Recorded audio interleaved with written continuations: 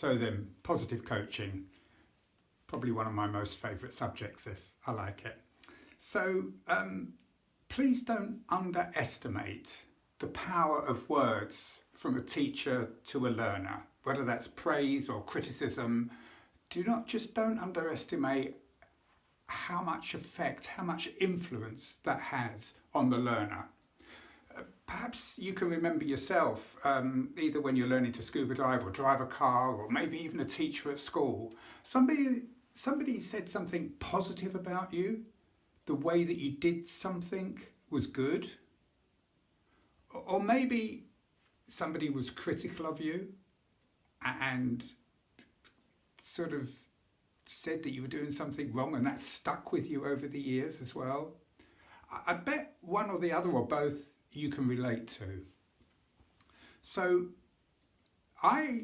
it came really home to me many years ago when I first became a PADI instructor.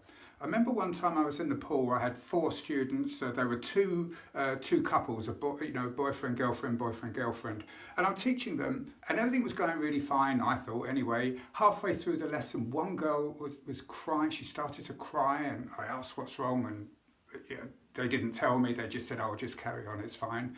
Oh, it's just her," and she kept on crying, and it was a bit strange for me. I felt this really awkward. Actually, she was probably the best one out of the 4. I mean, I was asking her to do skills, she did them, and the others were sort of a little bit, hesitant perhaps, or a little bit more nervous than she was.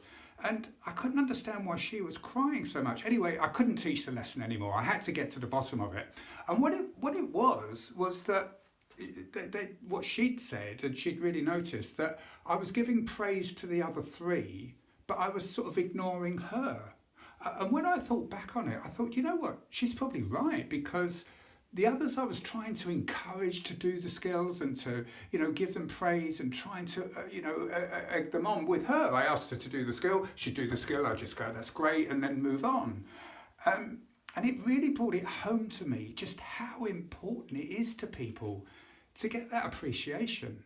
I mean, everybody wants to be loved, I guess, and everybody wants to be appreciated. And it's the same with all of us, I guess. I mean, I bet you go on social media, you put something on social media, then you come back to see who's liked it, then you come back again to see who's liked it. I mean, we have this just natural thing to be appreciated.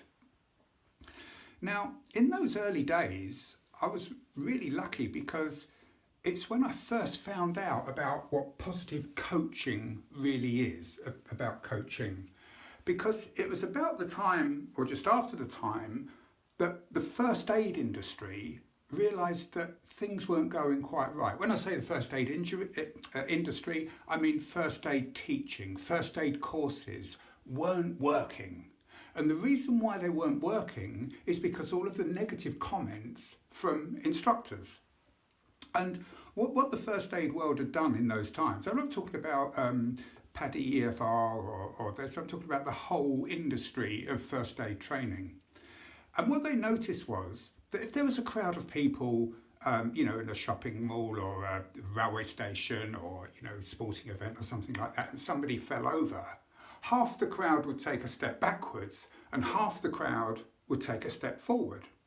And when they analysed the crowd, they realised that all of the people that went forward hadn't done a first aid course, but what they probably watched ER on the television, and they thought that if you just sort of, blew in somewhere and, the person's just spring back to life again. And all the people that took a step backwards were more likely to have done a first aid course. And they realised that one thing they weren't good at in life was first aid. And so then the first aid industry then went to classes, and they found out that virtually every single instructor was telling people that they couldn't do first aid. So what would happen is typically the instructor would brief a skill and then demonstrate a skill, and then ask the class to come one at a time to perform the skill. And virtually as soon as the person started to do the skill, the instructor would tell them how bad they were. They would sort of say, no, that's not right, or you should be pushing a bit harder, or you should be putting a little bit quicker, or whatever, or the bandage isn't right, or you could do it this way. And all of the time, people were getting criticised for performing the skill.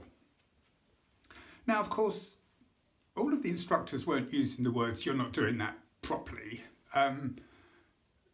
They would use different words, like the "but" word. "Oh, that's really good, but it would be better if," or "can I make a suggestion? Instead of doing this, do you think it might be a bit better if you did?" Whatever it was, the words that they said, the message was, "You're not really good enough to do this, and I'm having to correct you." Even the people that were good at it, because the instructor had a badge on that said they was an instructor, they felt that they need to be improving that person. So they would be using words like, "Oh, it would be better if," "that's really good what you're doing, but it would be really good." The message kept coming across that people weren't good enough at first aid.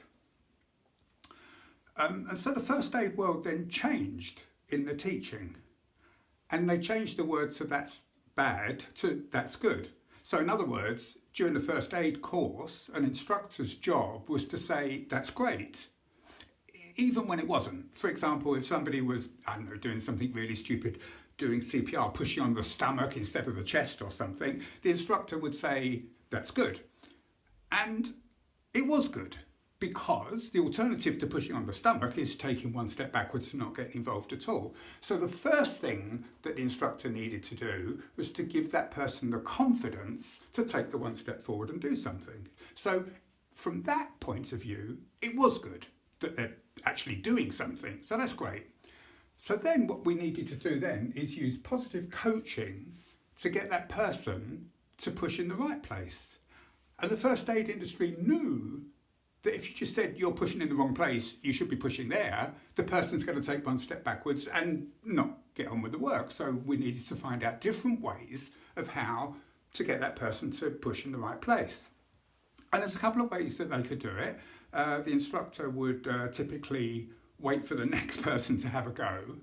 And if the person was then pushing in the right place, then the instructor could use positive coaching by giving praise to that person in front of the person that didn't do it right, and just emphasize, "Oh, that's great, you found the middle of the chest, and that's exactly the right spot to do. You took the time to take your two fingers," and overemphasize the bit that person didn't do, hoping that the message would get across, which sometimes it did. Another thing to do would be, if there wasn't like a perfect example from the rest of the class, the instructor could re-demonstrate the skill again, but this time overemphasizing the bit that one or two people maybe had sort of not come up to scratch with.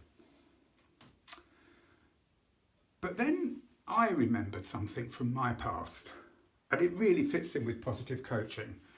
And it's from years before, when I used to play rugby. And I'm going to tell you about this match that we played in. It's not a good story because we lost and we weren't playing very well as a team. If you've played in a team sport, I think you probably relate to this. It was one of them games where we, the attitude was fine. It's just there was an atmosphere. We just weren't playing very well. And it was about 10 minutes to half time. I was having an awful game, by the way. I was dreadful.